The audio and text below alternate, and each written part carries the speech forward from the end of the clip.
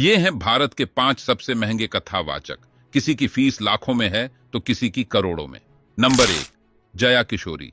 इनका जन्म 13 अप्रैल 1995 को राजस्थान के सुजानगढ़ में एक ब्राह्मण परिवार में हुआ था।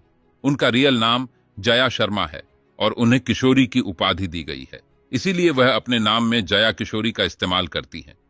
बहुत से लोग जया किशोरी की संपत्ति के बारे में जानना चाहते हैं, तो चलिए इसके बारे में बताते हैं। मीडिया रिपोर्ट्स के मुताबिक श्रीमद् भागवत के वाचन के लिए वह 9,50,000 रुपये फीस लेती है। यह संस्था दिव्यांगों के लिए काम करती है। रिपोर्ट्स के मुताबिक उनकी नेटवर्थ 2 से 3 करोड़ है। इसके अलावा Jaya Kishori YouTube video, motivational speech, album से भी कमाई करती है। नंबर 2, पंडित धीरेन्द्र शास्त्री। पंडित धीरेन्द्र कृष्ण शास्त्री बागेश्वर धाम के पीठाधीश्वर हैं। कई लोग उन्हें अपना गुरु मानते हैं, जबकि धीरेन्द्र कृष्ण शास्त्री अपने दादाजी को अपना गुरु मानते हैं। इसके अलावा उन्होंने रामभद्राचार्य जी महाराज से भी दीक्षा ली है। माना जाता है कि धीरेन्द्र कृष्ण शास्त्री पर भगवान हनुमान जी की कृपा है, जिससे वह बिना जाने अपने भक्तों की मन की बता देते हैं। वह दरबार भी लगाते हैं, जिससे उनके दरबार में लोगों का भारी भीड़ जुटती है। लेकिन यह सिलसिला एकदम शुरू नहीं हुआ है। उन्होंने धीरे धीरे ही इतनी उपलब्धि हासिल की है। धीरेन्द्र शास्त्री कहते हैं कि कथाओं के नाम पर बहुत लोग बहकाते हैं कि बहुत महंगा है, बहुत कॉस्टली है। सच तो यह है कि हमने कभी कथा के लिए दक्षिणा नहीं मांगी है। जो व्यवस्था है, सिर्फ व्यवस्था मांगी है।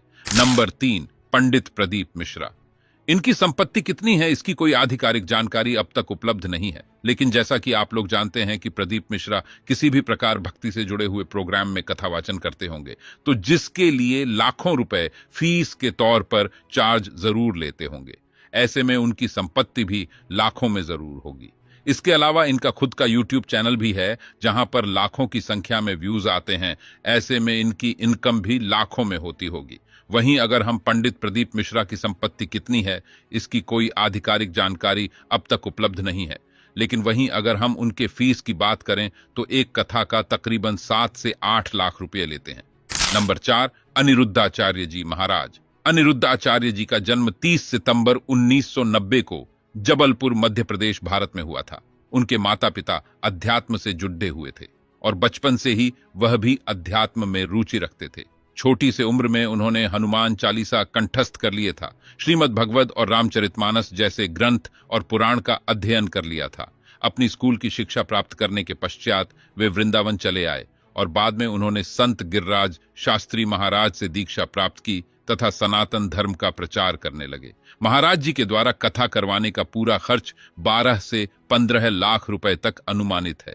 अनिरुद्धाचार्य की नेटवर्थ तकरीबन 8 करोड़ आज है। नंबर 5, देवकीनंदन ठाकुर जी।